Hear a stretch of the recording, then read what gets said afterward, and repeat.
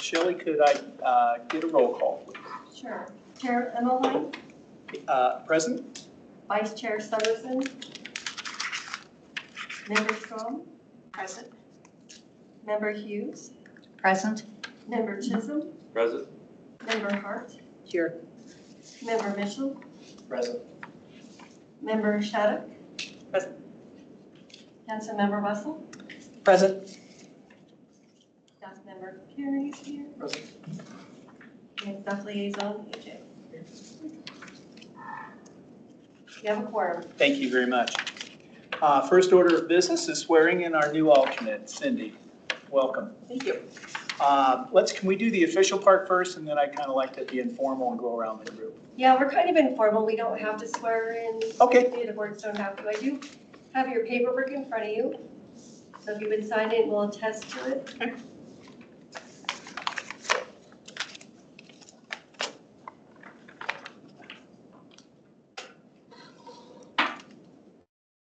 While you're doing that, I'd kind of like for our current committee people to go around and introduce themselves, and then at the end, I'd like you to introduce yourself, if you don't mind. No problem. Okay?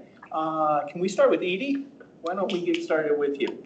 I'm Edie Hughes. I've lived in Englewood since 2021, and been on this committee since when? Oh, I don't know. 3 years, 4 years. Almost 4 years now. 4 years. So, welcome. Thank you. Linda Hurd, lived in Englewood about 35 years and been on this committee and headed this committee in the past for about 2 years. And been on this committee, what, about a year? I think it's been a year. Has it been a year? Okay. Yeah. Linda was alternate and moved into a vacant position, so she's moved up just like you will. I'm Rick Emmelheins. I've lived in Englewood for about 12 years now, I believe, and served on this committee along with Edie and Michael for the same amount of time, whatever that is, 4 years, something like that, and have served as chair for the last approximately a year. Sonia Strom, and I've lived in Englewood since about '94. And I am on my second term, and I started off as in your position. So it's been over 4 years. Hi Cindy, I'm Michael Chisholm and been in Englewood for about 11 years. And I'm getting close to the end of my second term on the group here. But I think this group has matured and gotten better through the last few years. So welcome aboard.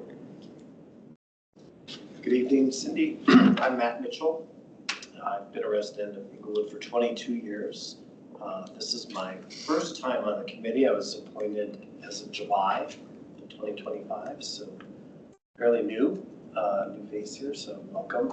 And, it's nice to have you on board. Good, Gary. Us. Carrie Babin, Deputy Building Official. I've been an employee of the city for 9 years now. AJ Futro, I'm the code compliance supervisor, and I've been with the city almost 10 years.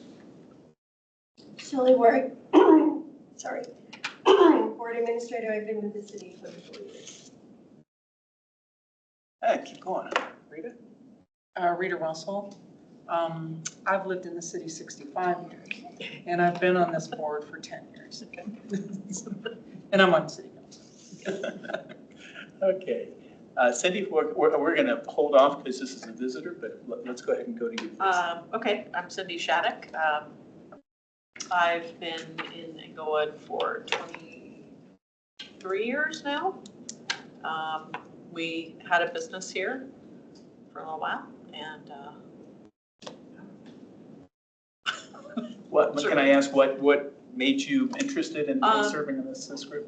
I retired last year in April, and so I'm just kind of looking to get a little bit more involved. And I don't know, this just kind of seemed interesting to me. Great. Okay. Well, we welcome you aboard.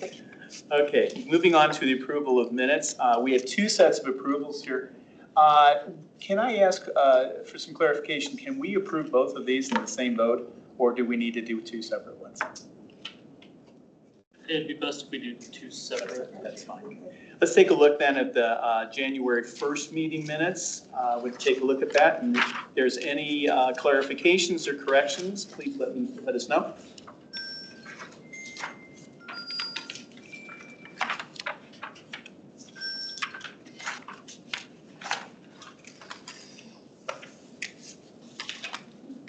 None being seen, can I have a motion to accept the first set of minutes? So moved. Michael, thank you very much. Second? Second. Thank you, Matt. All in favor of accepting the minutes from Wednesday, January 28, 2026, say aye. Aye. All those opposed, nay. And any abstentions? Okay, the motion passes and the minutes are approved. Let's move on to the minutes of our special meeting on Monday, February 2nd, 2026. Would you take a look at those, please, and make sure that there's anything in there that you want to clarify or correct?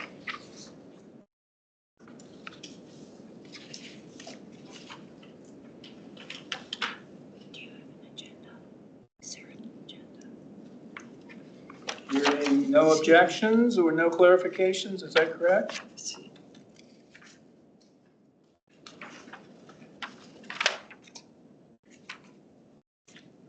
Okay, you're looking, that's why I don't want to jump the gun here. Are you okay with the minutes from the last Oh, meeting? I'm sorry. That's Yes. okay, I just want to make sure that I didn't jump. I'm here, I'm Do here. we have a motion to approve these minutes? Thank you, Matt. Motion. Second? Thank you. Sonia? Okay, all in favor of approving the second set of minutes for the special meeting, say aye. Aye. All those opposed, nay. Abstentions? Okay, those notes are approved also. Thank you very much. This is time for a public forum. This is an opportunity for the public to address the act, and there is an expectation that the presentation will be conducted in a respectful manner. Committee members may ask questions for clarification, but there will not be any dialogue. Please limit your presentation to 3 minutes. Please send any written comments, etc. Do we have anybody here to speak? Were you? Okay, just observing. All right, very good. Is there anyone online? All right, so we will dispense with this. All right, we're moving on to our old business. Let's start with the Communications Subcommittee. Anything new from Communications? No, nothing new. Nothing new for this time. No, we're waiting to see if we can order get some money in our budget Okay, to coordinate with other departments to order angle fixed magnets. okay, all right. So Is that kind of where it's we're left, waiting. AJ? AJ will know. Yeah, so I do have an update on that. The city is in the final stages for the process to apply for the pool of money for all the boards and commissions, so we're just waiting for that to get rolled out. I did get updated numbers for the tablecloth as well as magnets. Tablecloth, approximately, numbers from last month, it's about $265 for the tablecloth, plus or minus shipping. And then for 1,000 magnets, we're looking at about $500 for the magnets. The current company that the communications department uses does not have a setup fee, which is a bonus. So right now it's about 1,000 magnets, about $500. And then based on once the process rolls out from the city, if we want to order just for CEAC, for neighborhood nights and whatever events you all want to use those for, and then that can be transferred to other border commissions. If they want to use those as well, they can apply for that money as well. Okay. So that process will be worked out. If this committee wants to move forward with that, we'll work on design and finalizing all that as soon as that process gets rolled out. Mm-hmm. Sounds good. Can we engage Communications with that in terms of the design process on that? Yes. Okay. Yep. Yeah, we're just waiting for the final process to come out to apply for that money. Okay. And then once that gets done, once the money's approved for these, as well as the second reading, and we'll get into that for name change, that council approved last night. Once all that gets done, we can order the tablecloth, and then we can move forward with all that process and get it done. Okay, very good. Thank you very much for that update. Grass and Weed Subcommittee. Is there anything new from the subcommittee members themselves at this point? I don't believe there is. Nothing, no. Okay, nothing from you, Linda. Carrie, would you like to use this opportunity to address the ordinance at this point? Or, I mean, Sure. it fits right in, might as well do it now. Yeah, thank you for bringing that up. We did make some edits based on conversations that we had last week with you and Mel, specifically related around the noxious weeds list that's being referenced in the ordinance. Upon further review, staff feels like having that list built into the ordinance really kind of limits our enforcement on what we can do with the weeds and grass.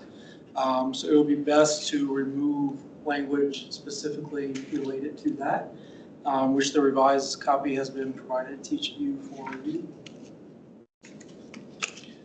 Okay, can I ask everybody, and it's kind of last minute to get this information, but would you take a look at it? The primary changes were done at the bottom of the section, the first page, and then the beginning of the second page. After that, I believe everything else is as it's been written.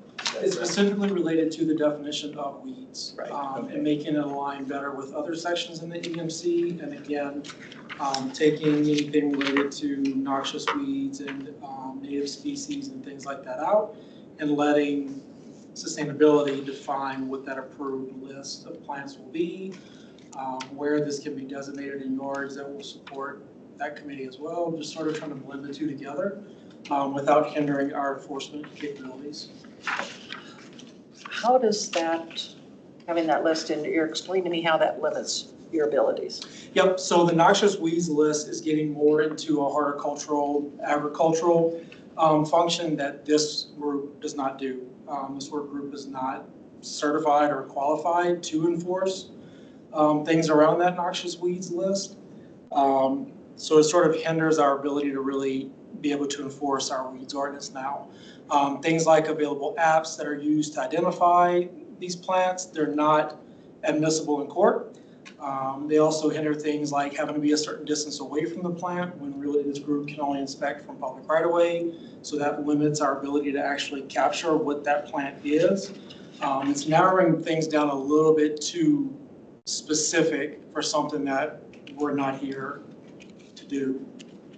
Okay. So again, the list is very long and it's not really geared toward this work group function.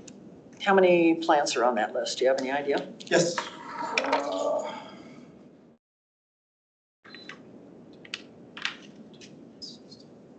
I'll add it up for you real quick. It's quite a few.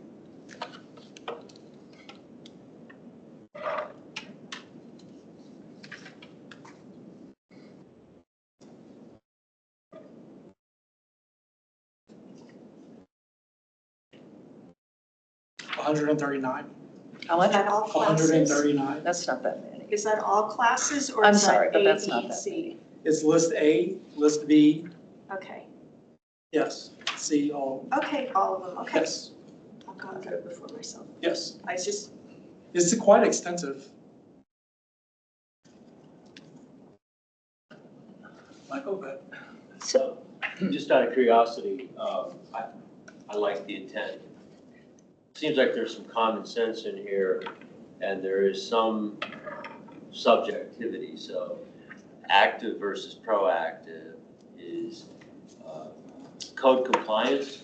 Going to drive down the street and say that's unruly and that's unkempt, or is it up to a neighbor to say my neighbor has a weed patch in their front yard? So how do you envision it operationalizing, I guess, in practice? How would it work?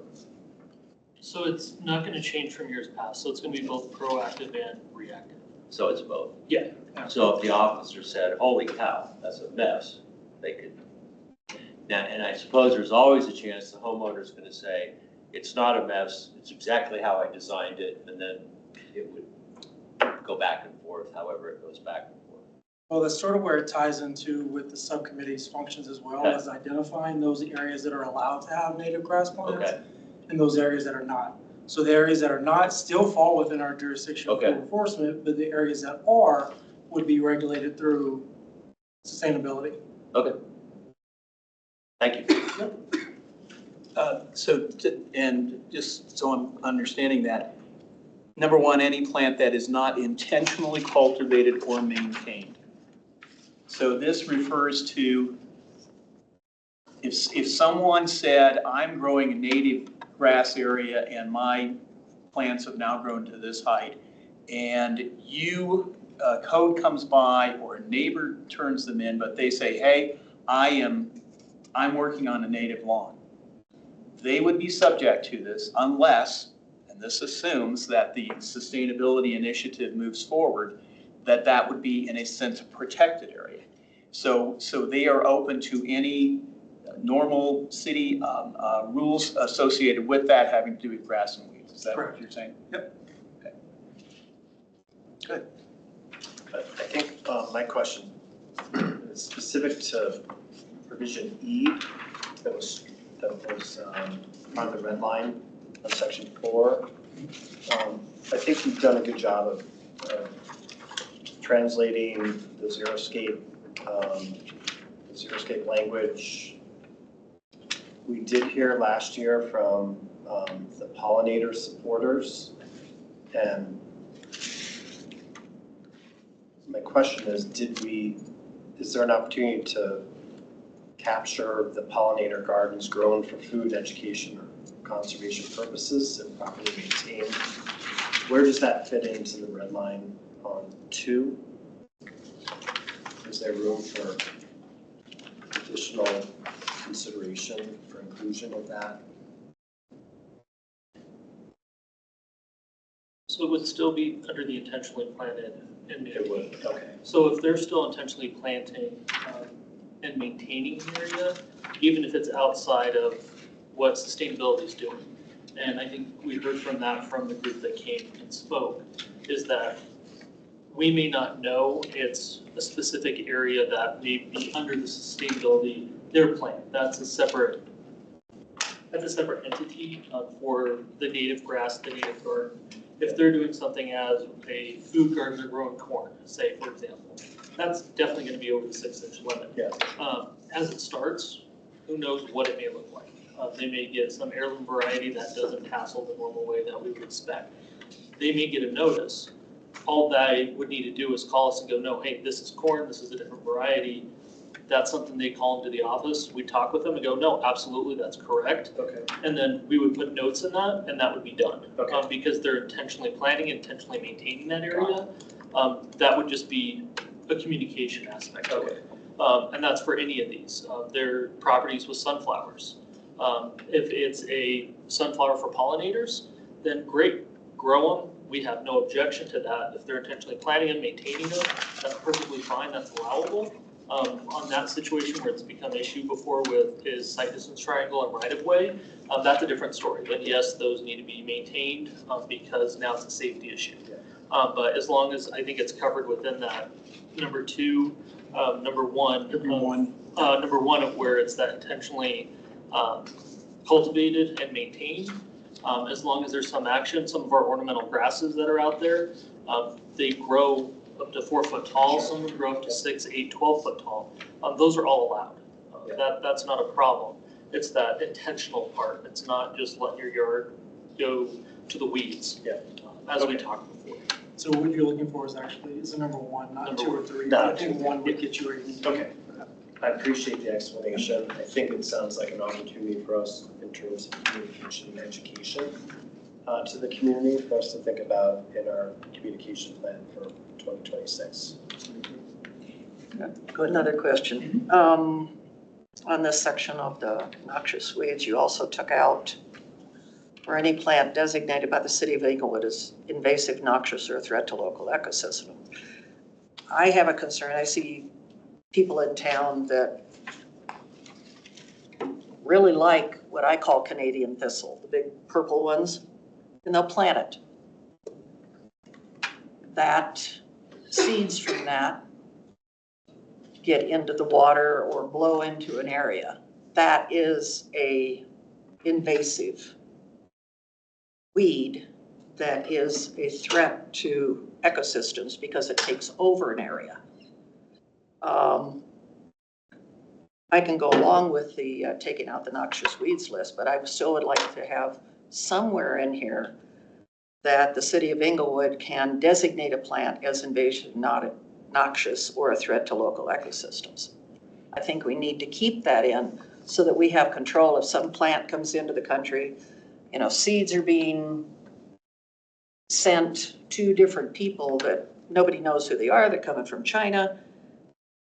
Inglewood needs to be able to have that ability to say this is an invasive or a noxious weed and to designate that. So take out the noxious weeds list, but leave it in that Inglewood can designate something if there becomes a problem. So you don't have to go back and rewrite the whole issue. Otherwise, you don't have any controls over those plants that may be coming in. And the Canadian thistle is a problem in Colorado. I think we can take a look at the way that's written. Okay, Do others agree with Linda's take on that? Yeah, Just wanna I make sure guess we're representing, she's I representing. get it, I understand. And it comes down to implementation and an individual resident, because in that example, which could happen, if the person was intentional and they were tending their yard, they could cut that one weed out and there would be no problem. I mean, you know what I mean? yeah, that one It's like particular one out, if the yeah. city said, you know, can you just get rid of that weed? That could occur, but I also, I don't know what the balancing act is, because this year it's this weed, next year it's another weed. But it's, I don't know, there's probably no perfect answer to it. But yeah, I think that if the city had the option, like Linda's saying, of this is really bad, it's taken over, then absolutely, that makes sense.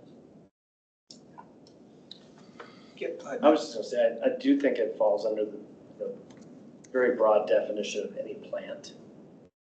And so if we do think about proximity, right, this is intended to be applied to an individual property. So I do think that plant definition at a high level provides coverage for these types of invasive species, and that it is the property owner's responsibility for addressing it. It's the neighbor's responsibility if they want to report it, and it's the city's responsibility to use discretion to enforce it or not. So I guess in my opinion, I do think any plant is broad enough to include what we know today or what we don't know tomorrow. Which was the intent of number one, was kind of sort of giving us that leeway to still have enforcement capabilities and have plants like that fall under the any plant wording of that definition. I think you're gonna have more problems enforcing that if it's that vague. And it hurts nothing to leave that section in there if Inglewood doesn't designate any plants. If it doesn't become a problem, it's not gonna bother anybody. But if something becomes invasive, and I've seen this in just off of Clarkson and Hamden, there's an area back in there that was taken over, literally taken over, right along the edges of that, the Inglewood ditch. And it absolutely took over like an acre of land there, and they had a heck of a time getting that out of there because somebody let the seeds either come down the ditch or whatever.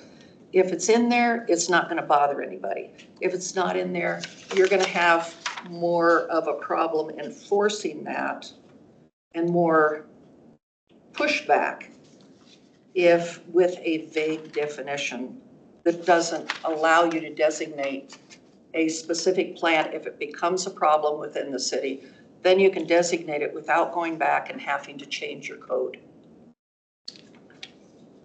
The city can just designate this plant as a problem plant, and it doesn't have to change the code itself.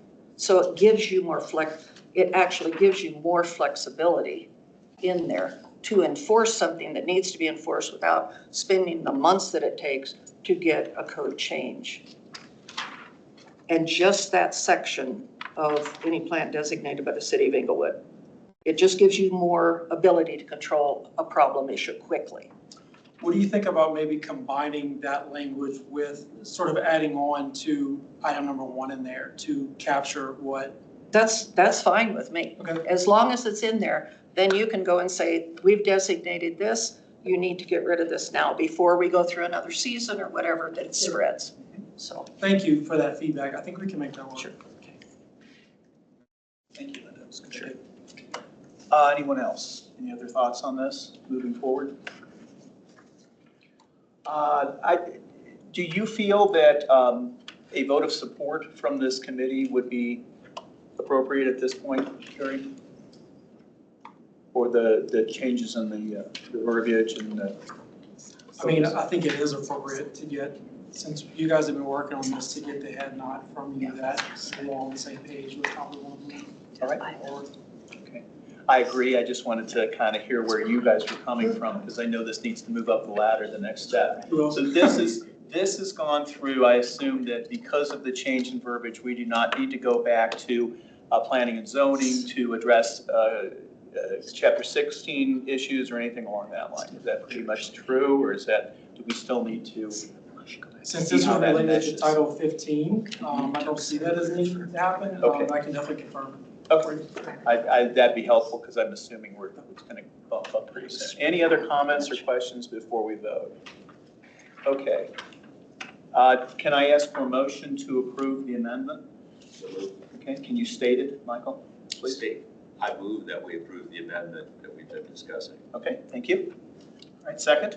I'll second it. Okay, Linda has a second. All in favor of approving the changes that have been made, say aye.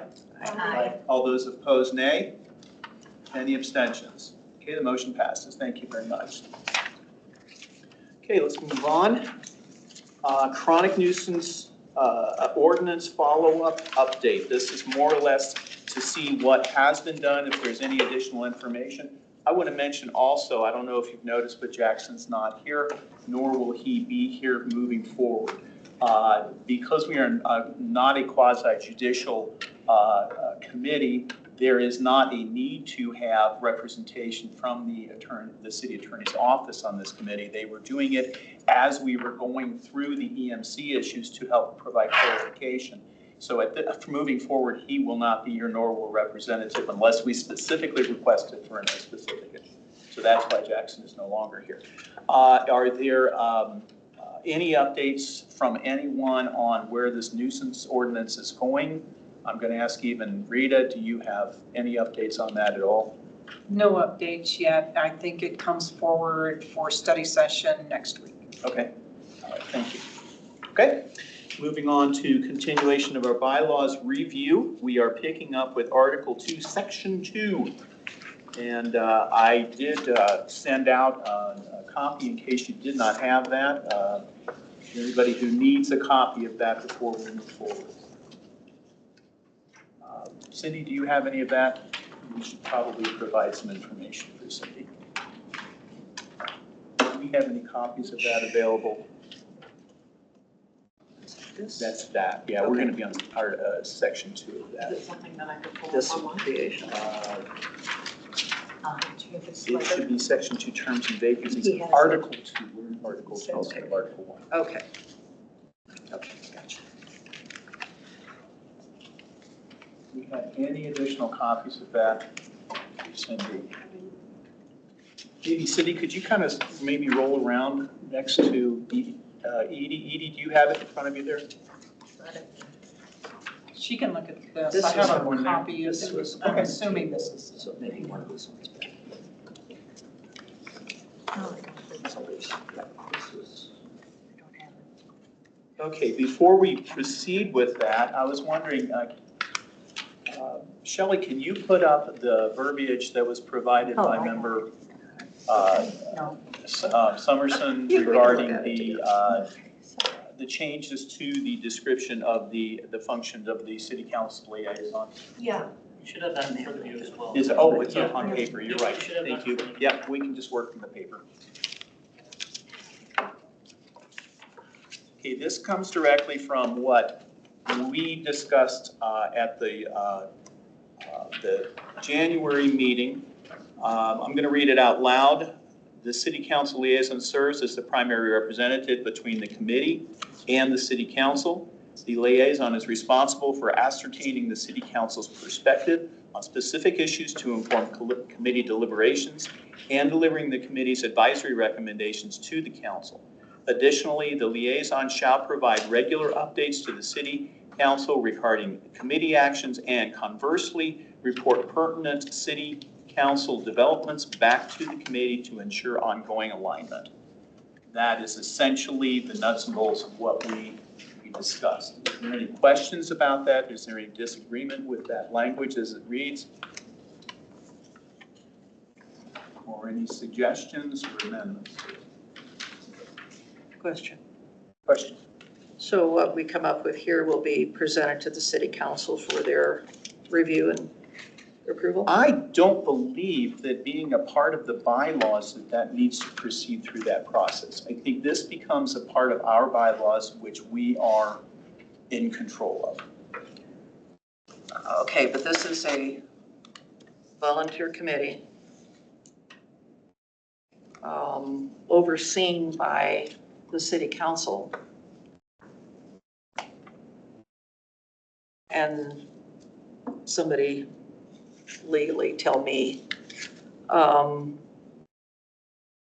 doesn't the city council have oversight over the bylaws of what this committee is set up as?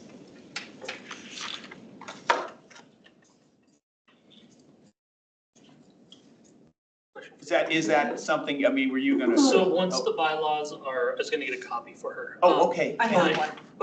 Of the full bylaws. Oh, I'll grab okay. it. So once the bylaws are reviewed, and By this committee? yes, once Okay. you update all your bylaws and approve them and sign them for the year, that will be forwarded to the city clerk. That will be reviewed by city clerk, city attorney to make sure it follows the requirements of city charter. And then that will all get forwarded as well to city council if it passes all muster with city attorney's office. And then all of that is reviewed with the city council's board and commission handbook with their policies and procedures of that. And then ultimately, as city council can choose, as it's their board and commissions, how they want to proceed. But the bylaws are based on each board and commission. So even with the different rules and requirements that are passed through city council, each board and commission can make their own bylaws to govern sort of their own policies and procedures as long as they're allowed per city charter. And then if there's any changes that need to be made or any direction, that would come from city council. Okay, so city council does have some oversight on this. That's Oh, my absolutely, question. yes. Okay, Yeah, that was my ultimately, question. it's city council. We don't wants just to- come in here and say, we're making up these bylaws and you're tough out of luck. Thank you. I Yeah, don't want to no, see you- that. yeah, the Yeah. commission will make the bylaws, we'll submit them, and then ultimately city council, if Right. there's something that they don't like, Yeah. city council can come in and say, no, this needs to be changed ultimately. Okay, that's what I This- wanted to know. And if you haven't already seen it, within the bylaws is a requirement to annually review the bylaws. Yes, So yes. that's what we're doing. And that makes sense, but I want Yeah. to make sure of that. No, I completely understand that and agree.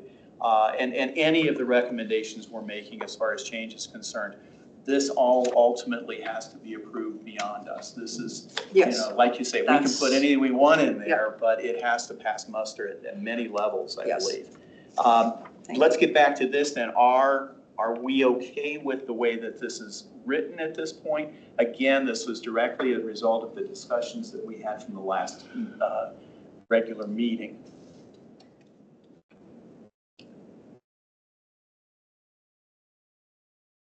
Can I ask, is this a change in verbiage from? It's a change from Article 2, Section 1, Part C.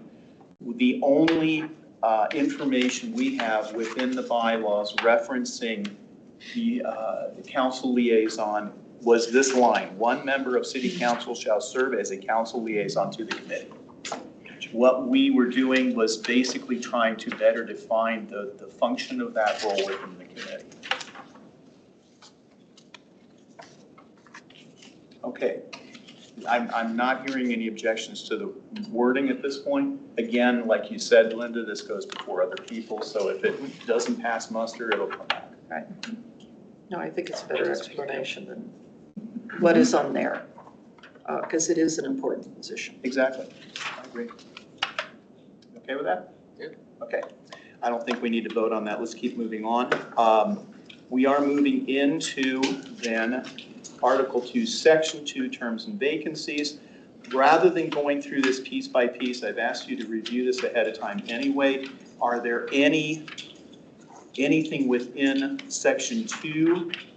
Let's take Section 3 and Section 4 attendance that you feel is incorrect or that you feel that this committee needs to address and make a recommendation for change.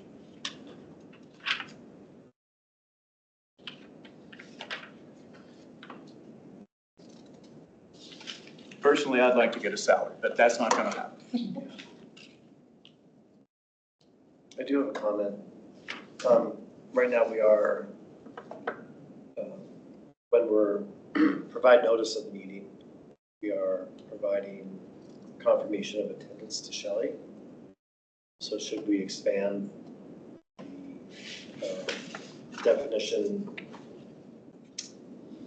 in attendance? It is the committee's membership responsibility to notify the chair and I think that's an excellent recommendation. Shelley and I have kind of talked a little bit about this ourselves, but officially in here, you're supposed to notify me. Okay. The problem with that is that leaves Shelley out of the loop, or the position out of the loop in terms of where you move ahead with arranging and coordinating to make sure the meeting's going to happen.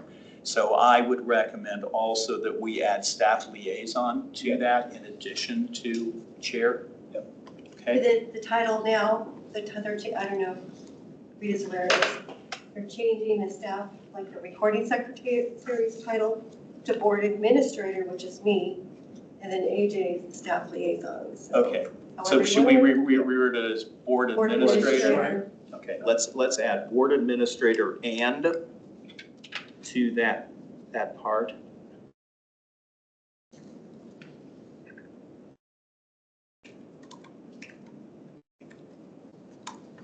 So we're, and this is under Section 4 attendance. So we're notifying 3 people if we are not. No. 2. It'd be the chair as well as the board administrator.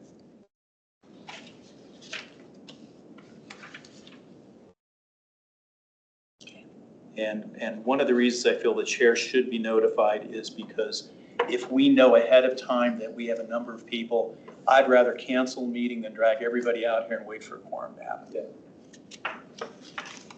Okay, let's move on to section. Is that everything for those sections? Let's move on to 5. Removal. I have a recommendation that the wording governing body be changed to city council because I believe that the name of the committee member will be forwarded to city council for removal from the committee. I think that's better clarification. We've had that occur in the past. Should we also amend the first sentence to align with the change that we just recommended in terms of notifying board administrator and chair prior to the meeting? Good catch. We will add board Is it admin and board administrator. Or. Without notifying the board administrator and the chair prior to the meeting. Whereas absent from 3 total meetings during the calendar year without notification to the board administrator and the chair. We're just looking for alignment with section 4.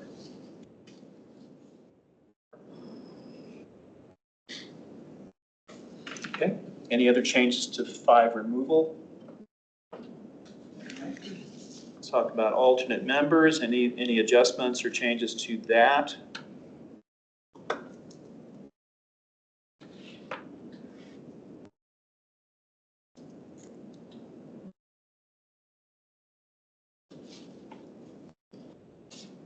Okay, hearing none. Moving on, resignation. Anything that we feel we need to make a change on that? I would add that we just add board administrator and the chair. Okay.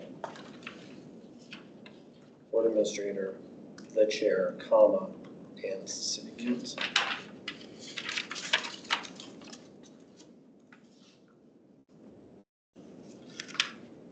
Thank you.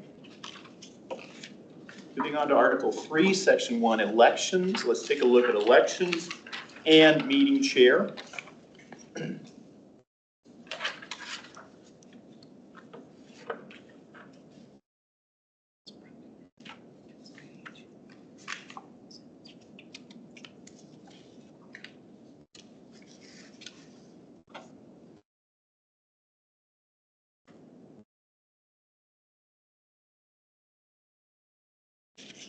I'd like to recommend that we make a change to recording secretary to board administrator in Section 2.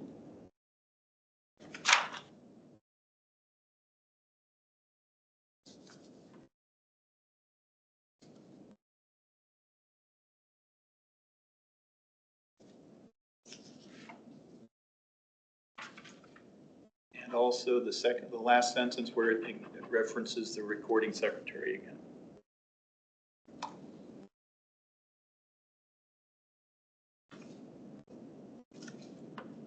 Any other changes to Section 1 or 2? All right. Moving on to Sections 4 and 5, right of chair to vote and the vice chair.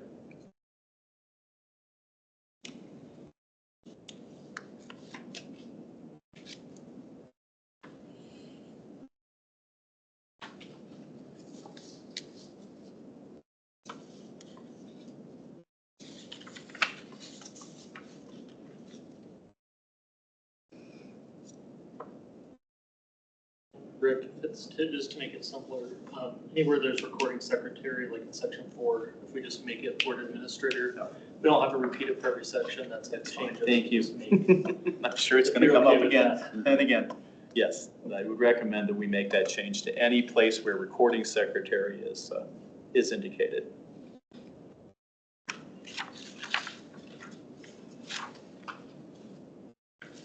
Including Section 6.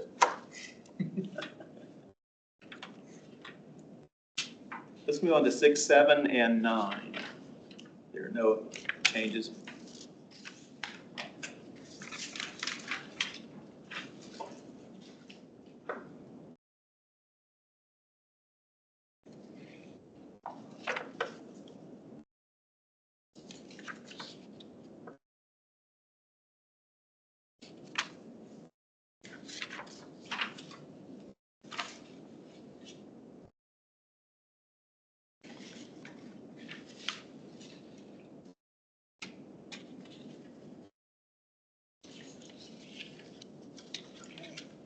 Any questions, any suggestions there? And I think we've already addressed the word enforcement, so that will be a change that will follow through on these into compliance.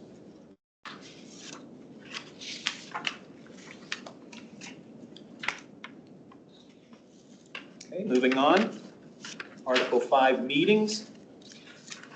Sections 1, 2, and 3 first. Let's take a look at those.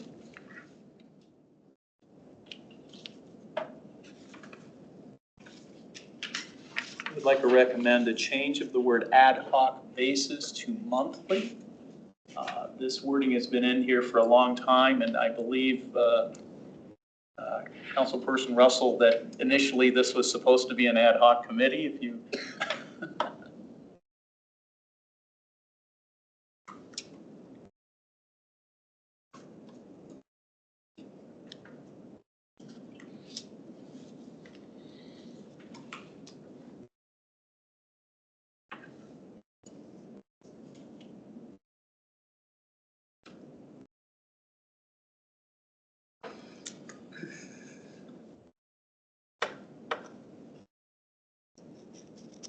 any changes to 1, 2, or 3?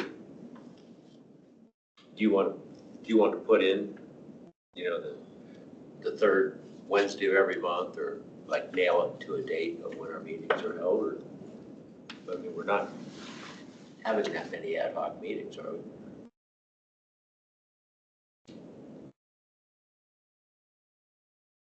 Do we need it in the bylaws?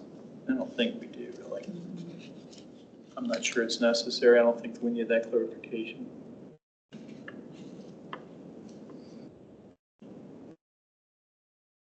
Okay, let's move on to 4, 5, and 6.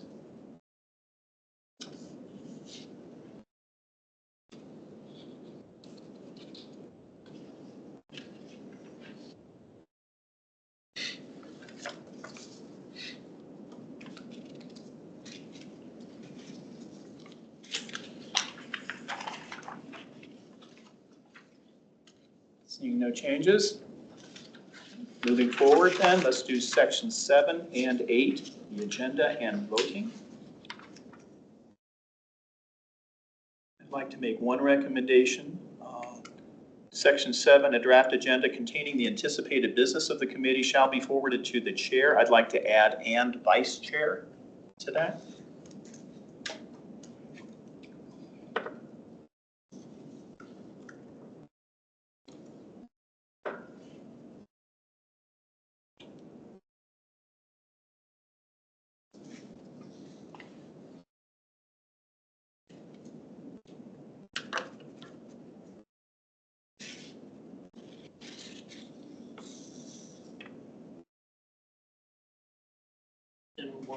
In that section, Rick, the meeting format shall be set forth in policy adopted by the committee. The city clerk's office is trying to standardize all the formats within our online system. When this was done, it wasn't necessarily an online system for when the agendas were all developed in that. So if we could strike that format will be set forth in a policy adopted by the committee. If we could just either change that adopted by the city or just strike that section. Depending on what computer system we have, that just may not always be possible by committee, depending on what computer system we have, of how that actual format may be based on what the agenda looks like. Yeah, I'd be up for just striking it, keep it flexible. Thank You you. okay with that? Striking the last line, The last two last two. from meeting format.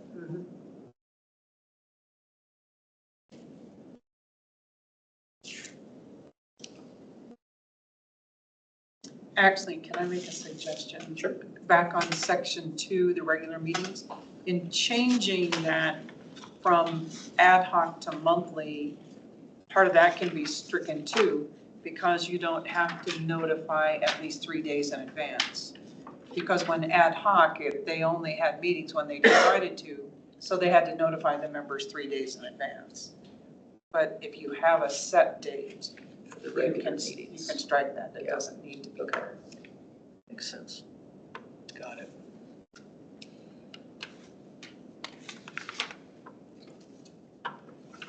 The 3 days in advance thing. That's what needs Yeah, to be the stricken. whole sentence, for such meetings, at least 3 days Okay. notice must be given. Okay. You okay with that change?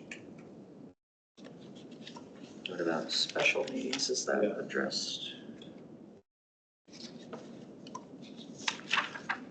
Like we did last, a couple weeks ago.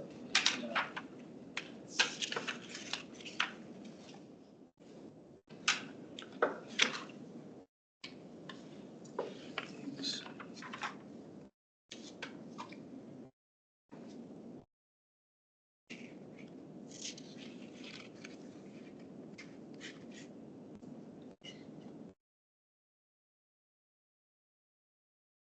We could actually just include regular meetings and special meetings at the beginning of 2.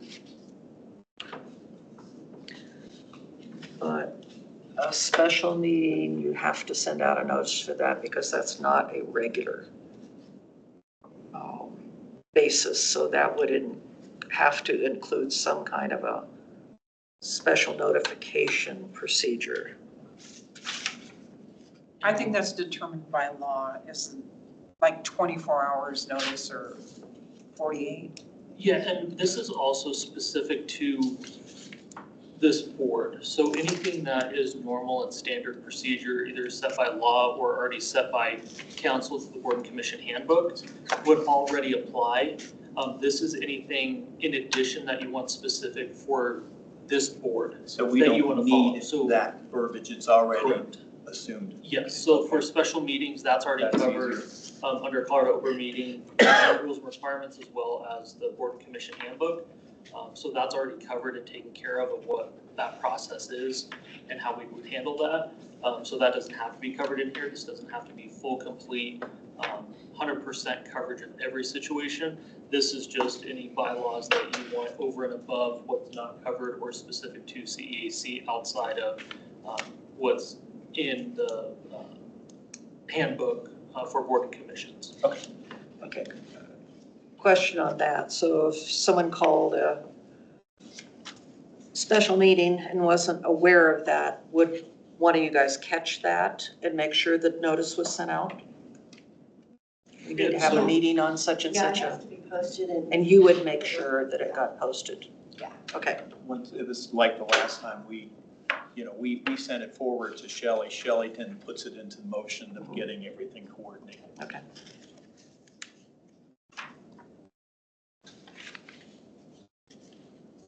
Okay, again, 7, 8. Any other changes for 7 or 8?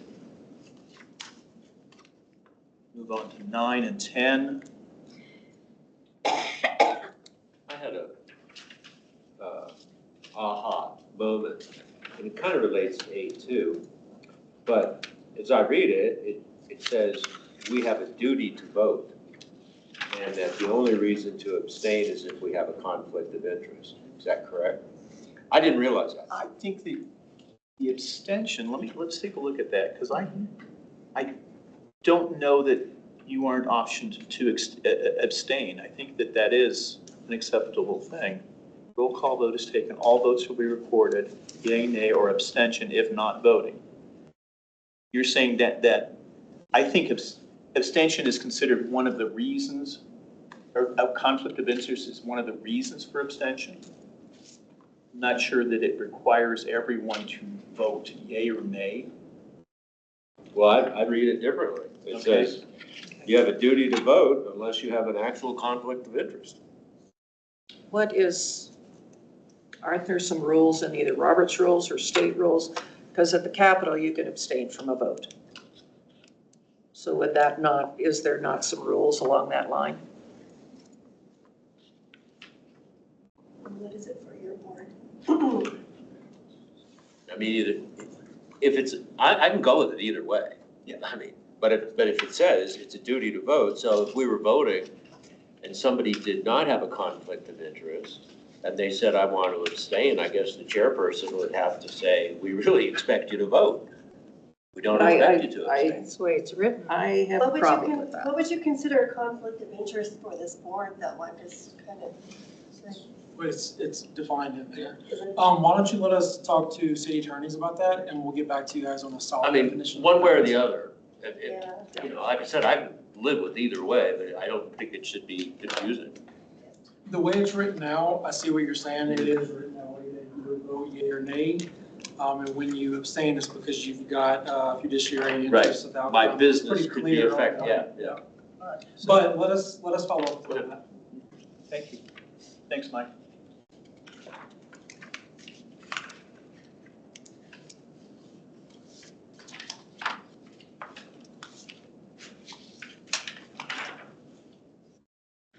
Okay, let's move on. Any other questions, anything else on those sections before we move on? We're moving on to Article 5, the finance section.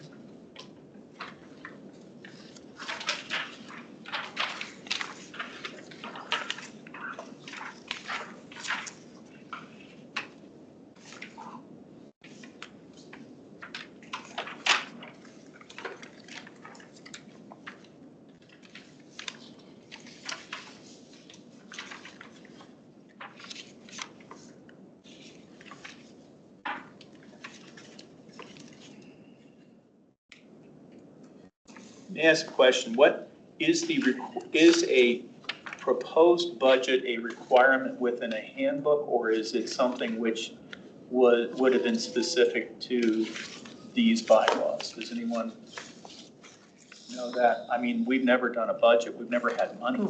So is that something which, What is the budget? I don't have budget. I don't have a budget. under management of funds, I don't have management of funds. Article 5? I don't know why it's necessary. We had the same discussion as sustainability. These are advisory committees, and if we need a newsletter, we go to the I have Article communications through Article department. 4. I printed out everything. So it almost seems like a frivolous She doesn't. paragraph to me, Article because there is no five. budget. I don't have I it don't here. know that there ever should be. It's number 10, page 10. I'm wondering if we just strike the whole thing about the budget. Yeah. That's why I'm asking the question, does it need to be in there? Does a reference to a budget need to be a part of this? So or not? Rita's got something to say. Let's see. It's not- Oh, I'm sorry, Rita. What's the hook? Actually, since I've been on the committee, we have not. Historically, this question came up several years ago. Historically, I think there was a budget of $200, and I don't know what it was for. This committee was formed, I believe, in 1997. And actually, at the time, Chad Reed was going to look into it, and it's been a while since he's been the liaison. So, but he knew about it because he had been here quite a while. You still looking into it? He's not here anymore, so I don't think he really cares. Maybe he'll get back to us. Give it to AJ. I just think it's extraneous to me. Yeah. And I don't know that these committees should have a budget. Well, I don't know. Muddies the water and. I think community development has so much money you Yeah. fall out of it. Okay. Well, that's part of the reason we're under community development, because we We can just tap go to deep bed. pockets. That's right. Well, who writes the checks? Any funds come in, it has to be deposited someplace, and then somebody has to write and sign a check. Who does that? This committee. Are we, if we're under the purview of community development, Even if it's wouldn't that be $20. community development's budget? And wouldn't we just access that if we had needs? But somebody signs the check. Tap the funds? It's like, we have to make something up. So all boards and commissions budgets for this year have been put, instead of I believe it was $300 in the past that was allocated for each board and commission. That money has now been put into one large pool under a general board and commission budget fund, which that's that process we're waiting to come official. So each board and commission would apply for the money in that larger pool, so we're not limited to that $300 for, say, the projects we talked about with the magnets and that. And so that's where this section may change anyways, because of the larger pool that is accessible now, and that's held in a separate fund. So it doesn't matter if one department, say, community development has planning and zoning commission and multiple boards and commissions under them. So where, say, right now the PD has no boards and commissions under them. So it wouldn't be fair for one department to have multiple boards and commissions and that be their budget. So that's where the boards and commissions have a separate pool of money that has the budget dedicated to them. How and why that happens, I don't have an answer for that. I just know how it's set right now, and how we can access those funds is through a larger process, through one budget instead of just $300 dedicated for this committee. And so that may change with this one. That's where we're waiting for that process to get finalized. So this may be able to be stricken. I don't know. We can't end this until that process is. I was gonna say, we're not gonna try to make changes when changes are coming down on top of this. So let's just postpone discussion of this. Yeah, that's budget. That's city funds being managed. That's somebody within the city, not this committee, writing checks or handling those funds. So that is a separate issue from bylaws for this committee. I do want some money though. We know, Edie. I've been asking for the money for 2 years. Yes, I have been. Okay, moving on then. Article 7 is records and reports Okay. This, I think, is something which is managed basically through Shelley to make sure that those are all posted and available. Annual review of bylaws. I'm going to make a recommendation. We do this every 2 years. It's taken us 4 months to get through this. If we had to do it every year, I think that we're tying up too much of the committee's time. We okay with that? Biannual, just change it to biannual. Let's do a, No. call it it's called biannual. Change the word annually to biannually. The other thing I realized is because we serve 2-year terms, everybody who comes on this committee at one point or another will be a part of the process. They may not do it until their second year of their service, but they will have an opportunity to be a part of the process. And I think it's healthy. I think it's healthy for us to review these. Okay, last part, Article 10 has to do with amendments.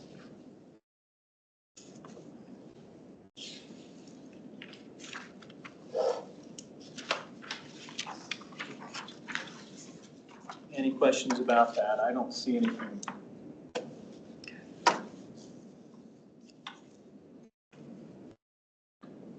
When you're done, Rick, we can circle back to your question on voting. Voting. Where was that? I'm sorry. Article 5, sections 8, 9, 10. For the yay, nay, or abstaining.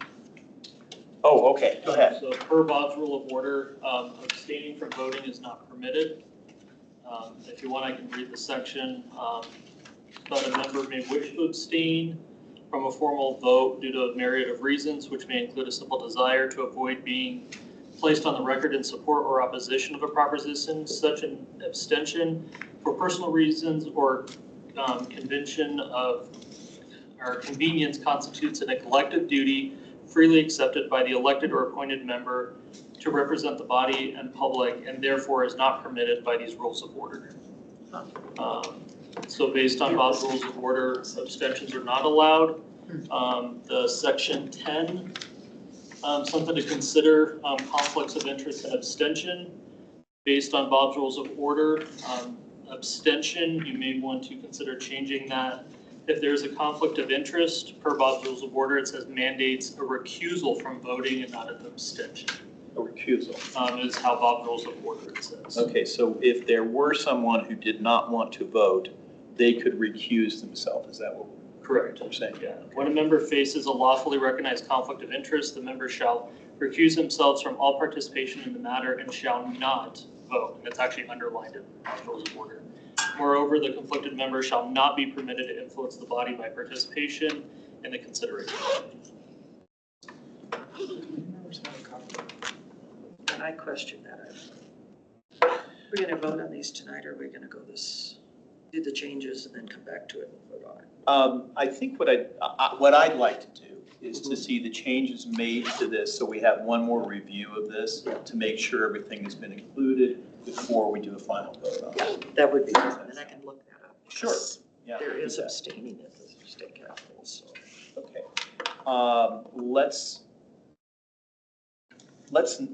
I'm okay with not making any major change to this until we've gotten some clarification on it a little bit more. We're stepping into some areas that we're not familiar with. Jackson's not here, so we can't exactly jump on that either. So let's hold off on making any major changes to that section. I do have an email teed up for him ready to go, so we'll have an answer to you as soon as possible. All right, so we can get some clarification. Sir? Do we have a name change or not? Of the group, The committee? that has gone to council. I'll have a report on Okay, all right. Fine. We'll use, when Rita has her council time, Okay, we'll have her whenever. discuss that, okay? All right, any other changes or decisions, anything regarding the bylaws? I think we've done a really good job, guys. Thank you very much for all of your input. We will review this with the suggested changes at our next meeting. So please add that to the agenda for the next meeting under old business. Okay. Moving on. Under new business, I have not drafted a new chronic nuisance recommendation letter. My reasoning for that is that after we've had some discussions regarding this, I want to confirm that this committee wishes to proceed with this recommendation letter before anything happens. We have, at the last regular meeting, the decision was to split off a letter of urgency from the recommendation letter to give clarity to these two separate issues. The special meeting addressed the letter of urgency, which was drafted. I want to confirm that we want to do this. So I'm going to ask for a real quick discussion on this. I think I've given us 5 minutes. What do you think? Do you still want to proceed with a letter of recommendation for the proposed chronic nuisance ordinance? I've come up with some more concerns on this and on that whole thing, and I would like to present that to the group, but I need a little bit more information.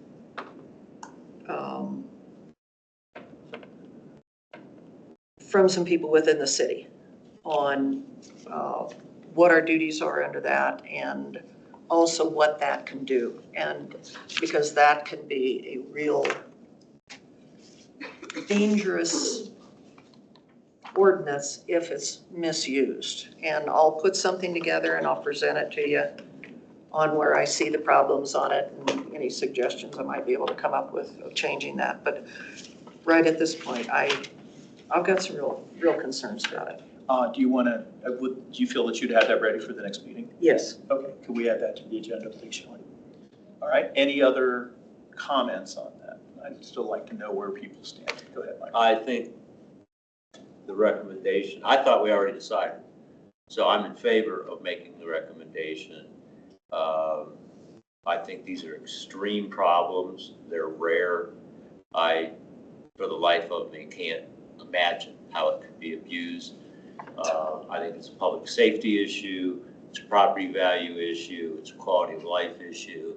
The letter of urgency is a prime example of what this is all about. So I'm totally in favor of recommending to council that this should move forward and should get approved. Okay. All right.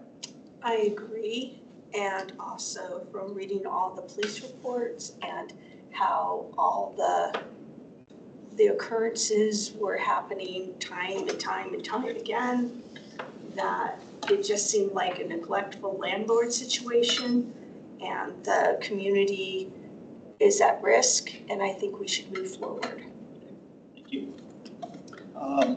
Going to jump over to Matt. Yeah, I completely agree. I think delaying further action on this is negligent. We've been talking about it, and inaction is, to me, dilutes the urgency and the seriousness of the content of the letter, and I think we should do something about it. Thank you. Edie, I think we should go forward. the letter? Okay. All right. Cindy, you're kind of new to the game here. What we're talking about I just want to make sure you have the opportunity to express it. So, No, okay. what's the gist of the issue here? Complicated. A number of meetings ago, this committee was approached by the city attorney's office on a proposed ordinance whereby properties which have chronic issues of either police engagement or code division engagement, that those would be deemed chronic. There is a threshold for that. There was a procedure developed for how many of those incidents would trigger a review and a process from that. I won't go into all the details because there's a lot to it.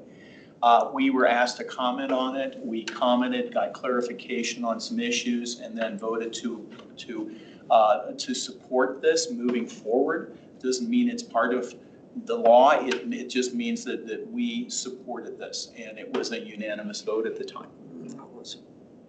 In the record, it was. I did not vote for it. Okay, well, I'm referring to notes that came from the minutes. So that's all I'm I'm referring to, okay? So we still have, it sounds like, at least 1, 2, 3, 4. I'm in support of moving forward with the letter also, that's 5. So and I'm going to offer this to anybody else in the committee who would like to draft that letter. It doesn't need to be me. But if anybody else would like to take the lead on that draft, I'd be happy to turn that over to them. I would like to make one more comment on this. Mhm. The reason I am opposing this strongly at this point in time is because I have talked to that gentleman in that case with that house. And the more I've found out about it, the more concerned I am about how this is being handled, how that is being handled. And yes, there's problems there, but there's more problems than just that one case. And it needs to be addressed in a different way.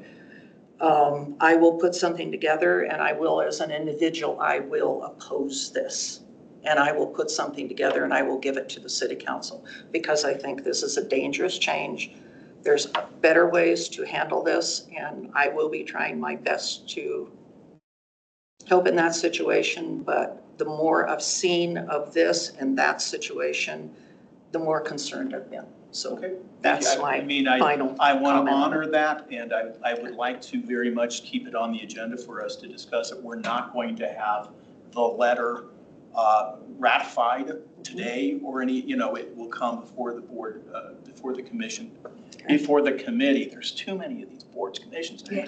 To the committee for review at our next meeting. And so I'd like that again on the Mr. Chair, agenda. I'm confused. It seems like the majority of us agree this is a good idea. The majority of us agree that city council should move forward. It seems like we keep pausing and saying, let's take another month to think about it. If I'm wrong, somebody correct me. It seems like the consensus of this group is that the chronic problem ordinance is a good idea. And as an advisory group, that's all we are. We can give advice to city council saying this is a good idea. If I'm missing something, tell me what I'm missing. But I don't want to wait another month to have the same conversation because I thought we had this conversation last month. I want to honor what she wants to state, but at the same time, the letter will be ready for review next month because we don't have it now. So I disagree. I'm frustrated. What would you prefer, Mike? I think we should make a recommendation. I think Linda has every right to put her thoughts in writing, and she can submit them. She can go to city council. That's all proper. But I think we're twiddling our thumbs, and I don't know what the fear factor is. What would you recommend then? We send a recommendation as an advisory group to city council that we think this is a good idea. That's all we're saying. That's what I'm saying we will be doing. When? We will okay it the next meeting. Why? Why are we waiting until next meeting? We won't have it right now, unless you want to write it. I don't have a letter for us to review as a committee. You can, I'll be quiet, but you see my frustration. I understand. Okay. I completely understand your frustration. Can, Okay. Any other comments? yeah, it appears to me that Linda, what I'm hearing from Linda is that she has other information that we do not regarding that would impact recommendation on chronic nuisance. So I would like to know what that is. And I would too. And I would like that information presented next meeting prior to the decision to send a letter. Okay? I'm just trying to honor that because you expressed it. It doesn't mean we're not writing a letter. It doesn't mean we're not going to try to approve a letter next time. Matt? Can I just make a recommendation that we consider a special session to review this in 2 weeks, similar to what we did last week, just to get out in front of it and keep, I would normally do that, but right now,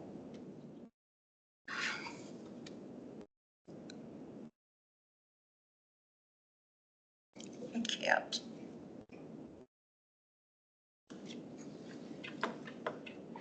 I have some health issues and I can't do it in 2 weeks. But And it's important to me, and I think it's worth this committee listening to what I have to say. I have to collect some more information. But that's where I stand, sorry. I believe that this process of the city council reviewing this is not going to be a short one. I think it's going to be involved. I think there's going to be lots of questions back and forth. I don't think the urgency is that we have to have a letter prior to this. I think it can be submitted at any time, that we feel comfortable doing it. I would prefer not doing a special meeting at this point. We've already done one. I think that there is not the urgency in my mind that we have to have a letter ahead of our next meeting. That's my position. But if you vote to have a special session, we can have a special session. The situation that brought this all around is in the process of being dealt with. So that by waiting for some proper answers, and I've worked with legislation for over 30 years, and I've written legislation, and I see some real big alarm signals in this, but that particular situation is being addressed. So nothing is going to slow down on that particular situation, but there's facts and figures and things that need to be collected, and AJ, I'll get with you because I need some contacts and some information that I will put together the information that will show why I think this is a potentially bad thing to go into it as of now. I said to move it forward to the city council. I would like to see this committee understand where the pitfalls are in the way this thing is written and the problems with it. And I'm sorry, but I have some health issues right now I have to deal with over the next 2 weeks. And I don't know where I'm going to be in 2 weeks. In a month, I can have it all put together. But right now, I can't. So if you give me that much time, I would appreciate it. And I will get you something, and it'll be worth it, okay? Did you want to move forward with a motion for a special meeting, Matt? No. Okay. Anyone else want to move that forward? All right. Okay. I think we've addressed that. Draft annual report to council. We've done a lot in the last year, guys. Please pull your copy of that forward. I am not interested in reading it all because I wrote it. Let me kind of give you the skinny on this. What I did, the first time I've ever done it, and I was using one of the other committee's annual reports kind of as an outline for this. What I did was overview in terms of the number of meetings that we held, as well as then going into the highlights of the year. So each of these is a section. I attempted to make it as chronological as possible from the time that we began the process. What I would like you to do, and take a few minutes right now, read through it. If there's anything you disagree with in terms of how it was written or specifics on it, please let me know. And we can make those adjustments and changes to it and bring it back to the committee for final approval.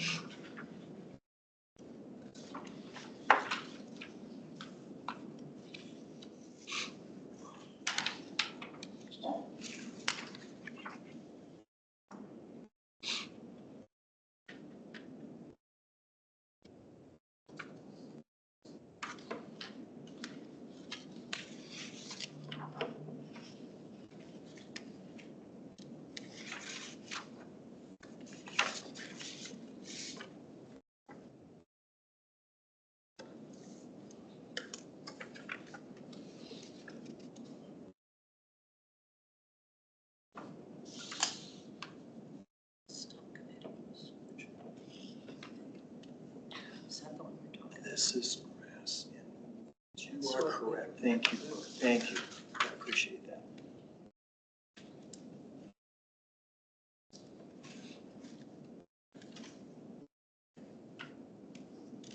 Linda has brought to my attention an error I had. The Grass and Weed Subcommittee was headed by Linda and Matt, not Edie and Matt. So I'm going to change that to Linda Hart.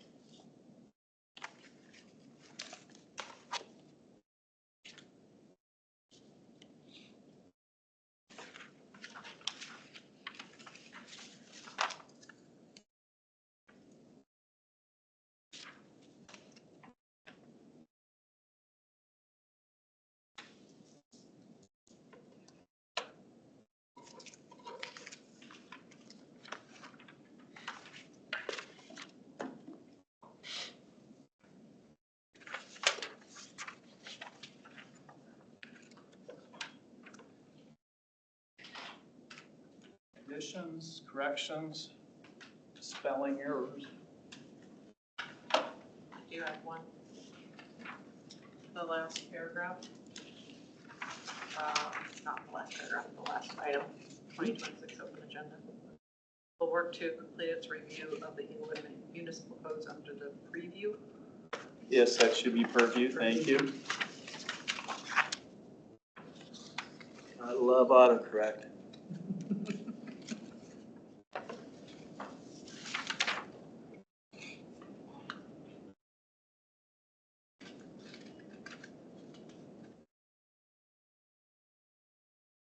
Rick, on the first sentence under overview, if we could add the word 9 and then put parentheses around the number 9.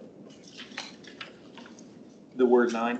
Yeah, met 9, parentheses. Yep. Number 9, parentheses.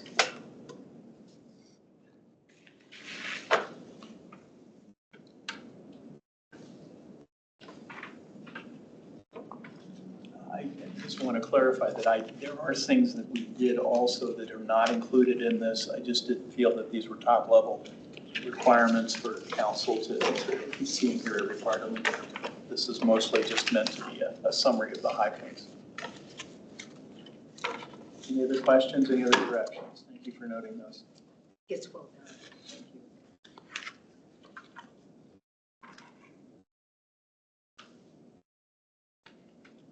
Hey, I'd like to kind of foreshorten this, and if people are okay with the changes made, can we vote to approve the letter to be forwarded to council with the amendments made? Can I have a motion to do that? So moved. Okay, Mike? Second. And Edie's got a second. All in favor of moving this forward to city council, say aye. Aye. All those opposed, nay. Okay, and it has been moved. Thank you very much. Okay, anxiously awaited council liaison report. Thank you very much. We have discussed the Code Enforcement Advisory Committee a couple of times, mainly because of the changes going on. And actually, I think it was the study session a week ago, where the very last item on the agenda talked about both the code enforcement, and these were, the city manager had moved departments around, and also the stormwater department, because there were some issues with that. And so questions, so if you want to go watch the study session, the very last item, maybe the last hour. And then yesterday, we updated the Muni code on boards and commissions. At that time, there was quite a bit of discussion also on code enforcement and changing the name. The name has now been changed to Code Compliance Advisory Committee. And they're trying to think what other things. There was discussion last night about the direction, and really when we talked about it at the study session too, I brought up some questions about, you know, who has priority in directing code enforcement or code compliance officers, because you still have police calls. And so I was satisfied with all the questions I had about, you know, how this is going to work out, and nothing is going to change. Mainly, the changes I was concerned about is how it would impact this committee, because this committee was established for a specific reason and a specific purpose clear back at the beginning. So I was happy to support that change, and I got the answers that I wanted. And just about some things that were said a couple of months ago about I can talk to anybody at any time, that is not true. We only can get information from the city manager. We can't go talk to employees anytime we want. The other thing that is important to know is this committee and all committees serve at the direction of city council, not vice versa. So so last night the vote came about the name change and everything, and so that has already gone through. Next Monday, I believe the nuisance ordinance is going to come forward for a study session. I'm not sure it will take as long. I have some concerns. There are other council members that have concerns too. But this, I am perfectly okay with you doing what you need to do. And that's not going to impact anything. I will be real honest with you. I haven't even watched all the meetings and the discussions.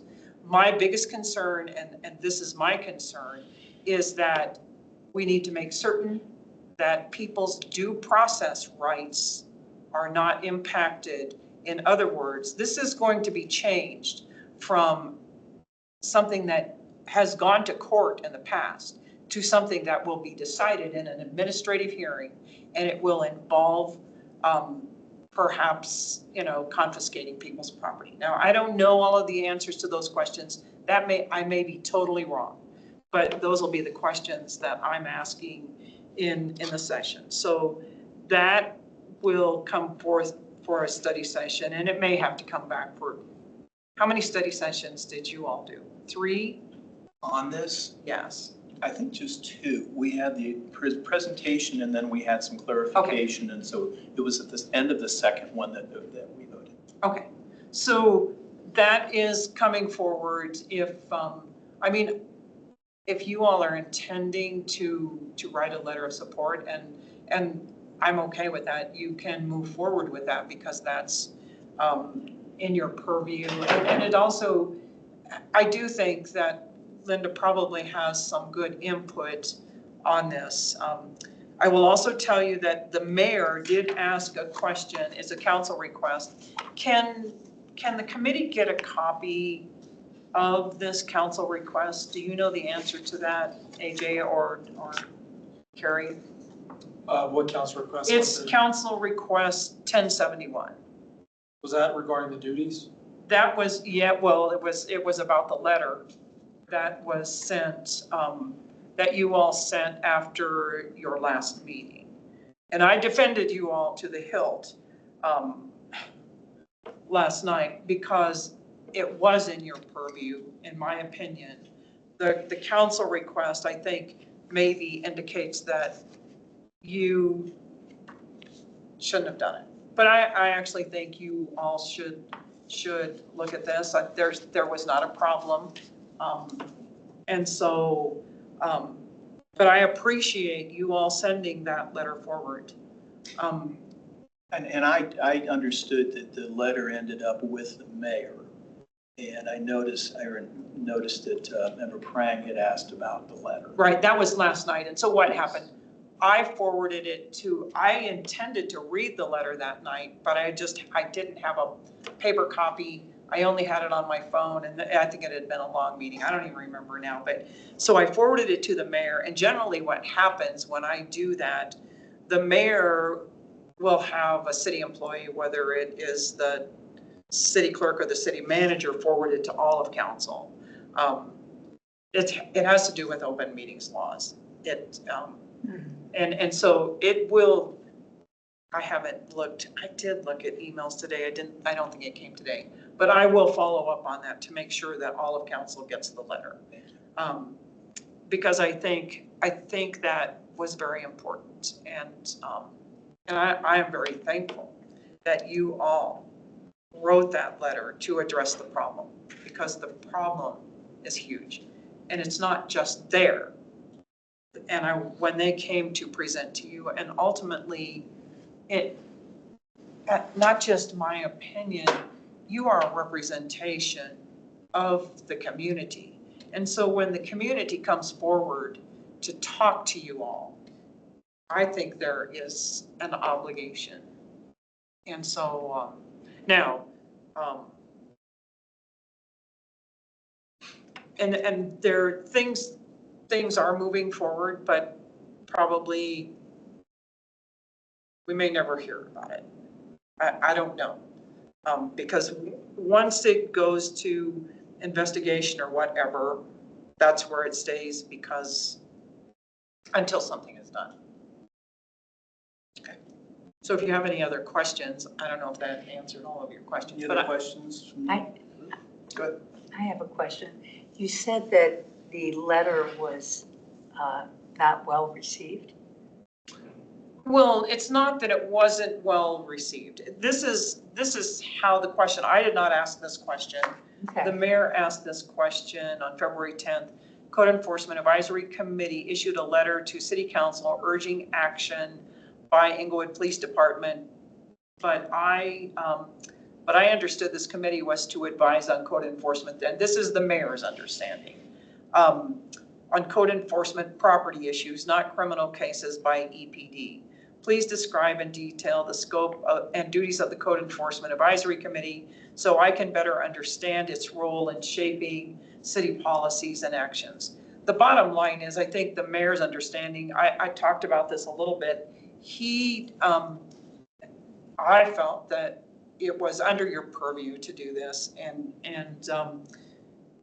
I still believe that it was. There was, and so City Council themselves, we are not allowed to direct the city manager regarding any department or any employee. But you're an advisory committee, and you based your information on 4 people that came to speak to you. And so there was not an issue with that at all. Anyone else? Questions? I just want to say, Rita, thank you for your support. I do think as a byproduct of voices from the community, we're one of those safe places to go and share voices. So thank you for your support on this matter. Well, and I thank you, and I thank you for supporting the community. Mr. Ben David has been talking to City Council for 10 years. And nothing had ever happened until they came here. And, you know, sometimes with citizens, they just want to know that they were heard.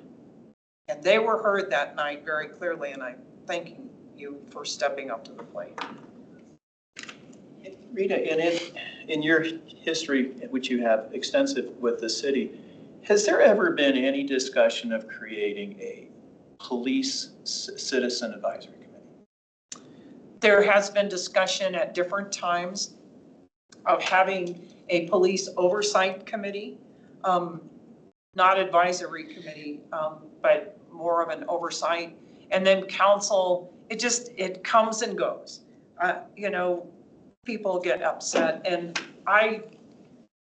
there's sometimes that I think, and I don't know how to do this, and as being on city council, the city council could develop some sort of oversight committee, but then it would be under the authority of council.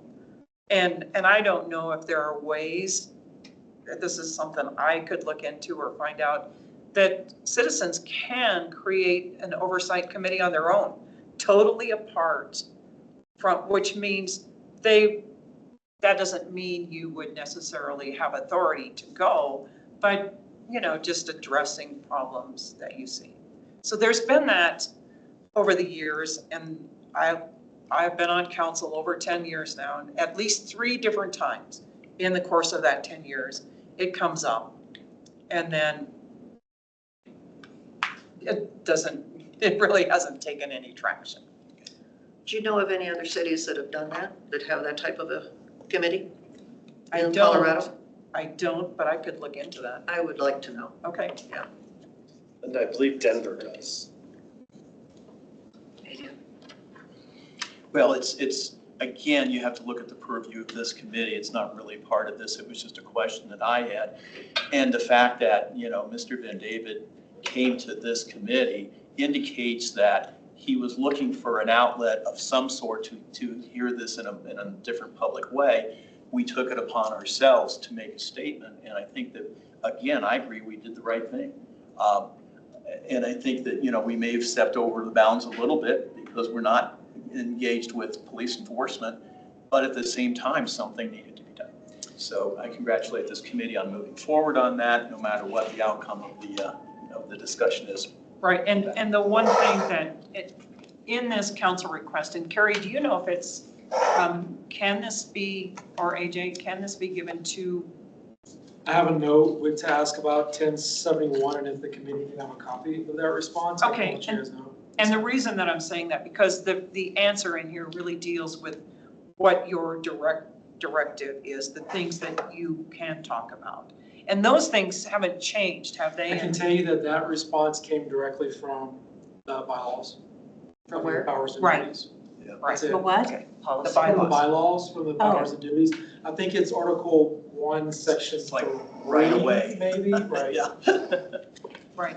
And word for word, that's where they came from, so. Right, and I appreciate that. So this is, the bylaws really are a good reminder of what direction you have. And that has not changed from when they were code enforcement advisory committee to even now code compliance. No. Okay. Thank you very much. We have staff's choice up. Is there anything besides that? I'd actually like to get to statistics for a change this time. It's been months since we've heard. Is there any other staff updates or anything that they would like to provide? Just to expand on what Rita said, the name change did pass. So that goes for a second reading, and then it'll be effective, I believe, 30 days after it's approved at second reading. And then once that happens, of course, the agenda will reflect that, and any paperwork and that moving forward after that 30-day period will officially reflect the name change from there. In addition to hiring, some good news on that front, we have extended an offer to a new code compliance officer. So within the next 30 days, we should be hiring and onboarding a new code compliance officer. Yay. Carrie, anything from the? Nope, just want to talk to you guys about the weeds and grass ordinance and those changes, but I think we're squared away. We owe you one more revision. We'll get that taken care of and brought back to you again. Thank you. Yep.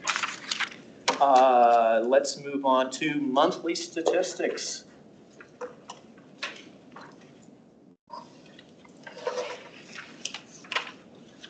Any big picture things? I'm looking at the whole year now, basically. Anything you want to bring to our attention, AJ, in terms of anything before we kind of jump in? Nothing crazy. Numbers are just a little bit skewed due to staffing. Just we are down with the 2 positions, so the numbers are a little bit lower because of that.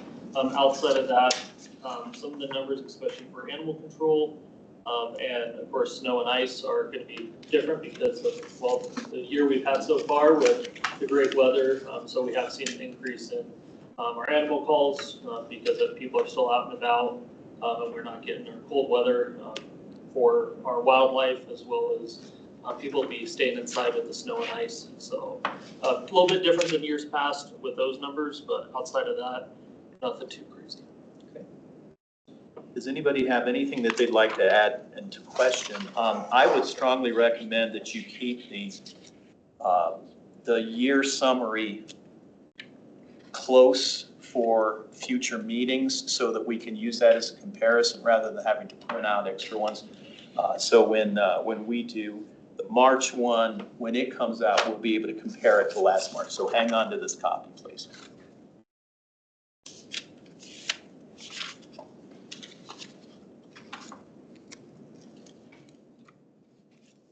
I had a question.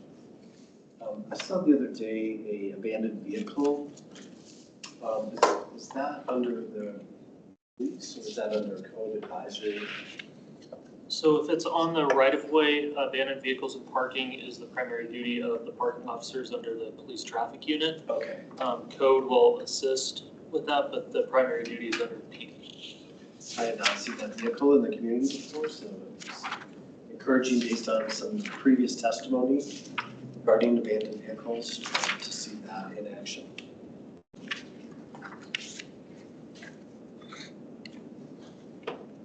Any other questions?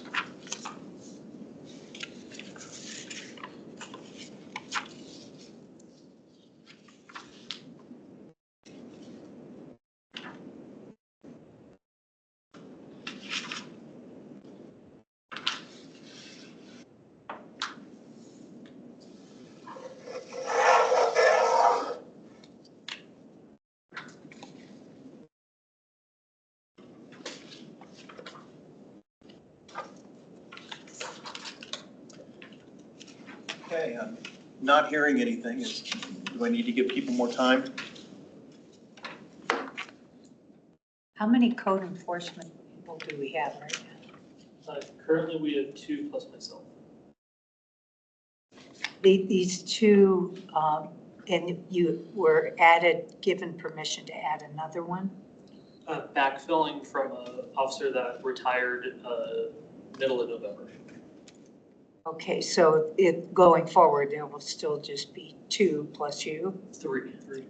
Oh, there'll be 3 plus you. And are they currently on staff, or have they been hired, or? We have 2 on staff, and we've hired 1, so they're going through the onboarding process. So hopefully by next month's meeting, they'll be onboarding hired. Oh, okay, so you'll be full force next month. Yes, for code officers, we'll be full force. Hopefully. Don't jinx it, please. It's been a hard few months, so don't jinx it. Okay. All right. Is there still an anticipation of hiring a couple of part-timers once we get to the grass season? Yes. That's seasonal, right? Yes. Do we still have a park ranger? We are in the process of hiring that. We're actually doing interviews this week. And is that under code? Yes.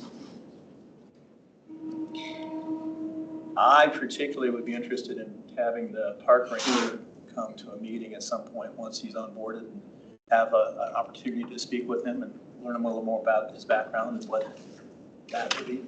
I'm sorry, you said the park ranger or the code officer? Well, the park ranger is going to be under code, right? So I think that if he or she would be able to come to a meeting and we could just kind of get to know them. Code officers are, part of your group. It's not as critical, but a park ranger to me, especially the focus we've had on parks and trying to do a better job of understanding what those are, would be helpful to have him or her. Okay, we are to members' choice, I believe. Anybody want to bring up anything? All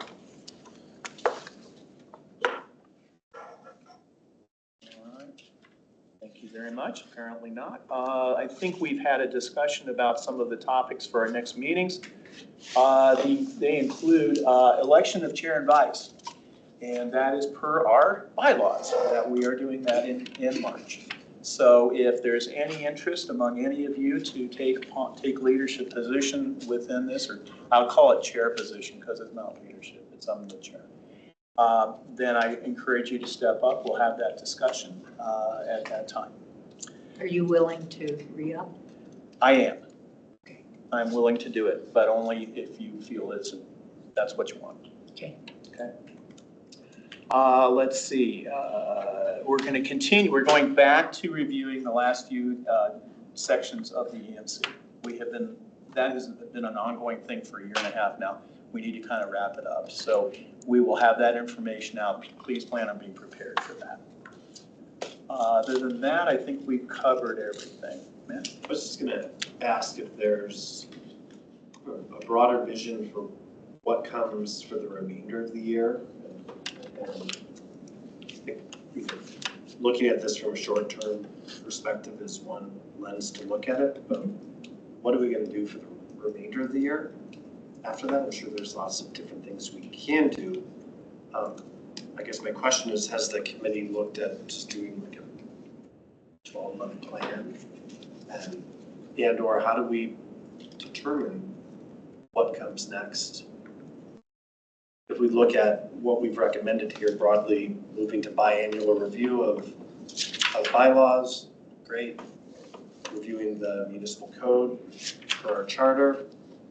Is that something we just kind of keep on doing, or question mark? I don't know. Those are good questions. We've taken on a lot of these long-term things in the last couple of years, partly because they haven't been done, and partly because that is our responsibility to council to do that. The other piece of that responsibility is to be an engaging part with the community and representing and explaining to them about what the functions of this of the code compliance group is, and answering and addressing their questions and keeping that door as wide open as we can for people to come in. I see that we are moving forward with some communication changes, which I think are key, and hopefully we'll have some clarification on when and the monies associated with that and the kinds of things that we want to do. Edie has been a huge proponent thus far of making sure that we are available to do as many of the public city programs as possible. And I think that to me is a big priority next year, is to expand that communication, that visibility. We can put that into a more formalized thing if we feel comfortable doing that, or how does the committee feel? Do we want to come up with some objectives for 2026 and going into 2027 in a more formal way? I think we should have some objectives and things that we're going to be working on, but I think you also need to keep it open that if something comes up, either citizen or the city council comes up with something that needs to be addressed, that everything else is flexible to that important part. But yeah, have a few things for during the year that need to be done and then work around that. You know, maybe an example would be the community engagement calendar for the year. We know what some of the big events are going to be already, but I think as a formal topic, we can expand upon either the communication or just create a community engagement topic that we can start getting out in front of. It's an excellent idea. Edie? Yeah, right. And AJ, you have all those? All the parks dates for their community events are set. The Neighborhood Nights calendar is being finalized. Okay. As of this week, it wasn't published and finalized yet. So I'm still waiting for them to finalize the actual dates and locations for those, All right. which should be done by next meeting. So Okay. I'm just waiting on those dates and locations to be finalized. So hopefully by next meeting, we will have an official list of all the city events.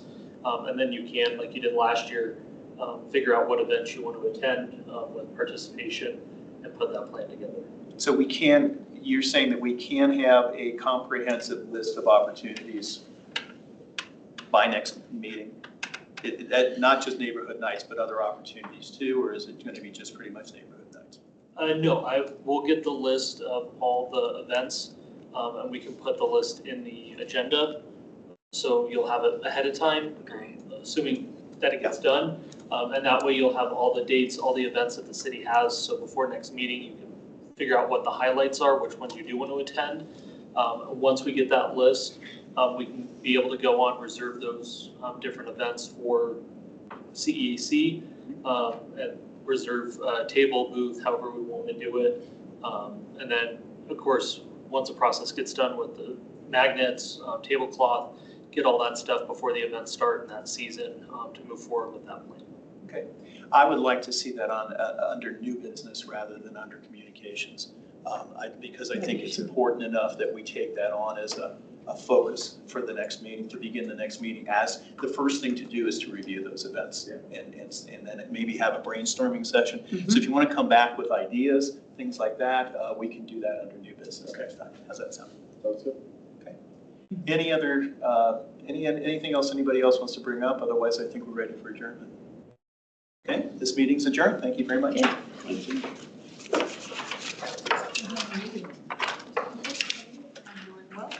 Early. Good.